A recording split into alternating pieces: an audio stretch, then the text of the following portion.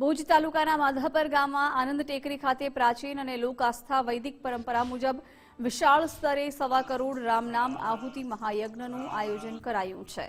આ મહાયજ્ઞ 421 દિવસ સુધી સતત ચાલશે, જેને કારણે સમગ્ર વિસ્તારમાં ધાર્મિક અને આધ્યાત્મિક માહોલ છવાયો છે। આ યજ્ઞનો મુખ્ય ઉદ્દેશ્ય વિશ્વમાં શાંતિ, સર્વજન સુખાય અને કલ્યાણ માટે પ્રાર્થના કરવાનો રાખવામાં આવ્યો છે। વિવિધ જ્યોતિષશાસ્ત્રી, વૈદિક પંડિતો અને મહંતો દ્વારા વિશિષ્ટ વિધિ વિધાનો આધાર લઈને આ યજ્ઞની શરૂઆત કરાઈ છે। દરરોજ પ્રાતઃકાળે મંત્રોચ્ચાર, રામનામ જપ, હવનાહુતિ અને સાંજ આરતીના કાર્યક્રમનું આયોજન થાય છે। સ્થાનિક ભક્તો સાથે ભુજ, માધાપર તેમજ દૂર દૂરથી આવનાર શ્રદ્ધાળુઓ આ મહાયજ્ઞમાં હાજરી આપી રહ્યા છે। મંદિરમાં શાંતિ, સુખ અને ચૈતન્યનો અવસર અનુભવાતો હોવાથી ભક્તોમાં વિશેષ ઉત્સાહ જોવા મળી રહ્યો છે।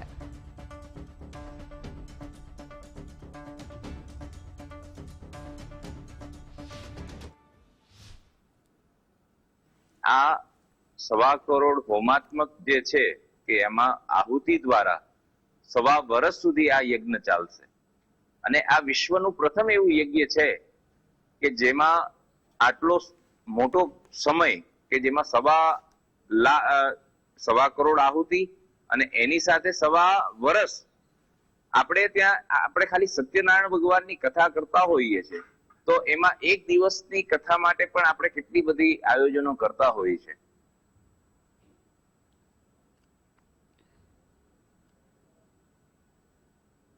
યજ્ઞની મુખ્ય તો ખાસ વાત એ છે કે આ યજ્ઞ આખા ભારતમાં, વિશ્વમાં આવો પહેલો એવો યજ્ઞ હશે કે જે 421 દિવસ સુધી સતત ચાલી રહ્યો છે। 421 દિવસ સુધી ચાલવાનો છે।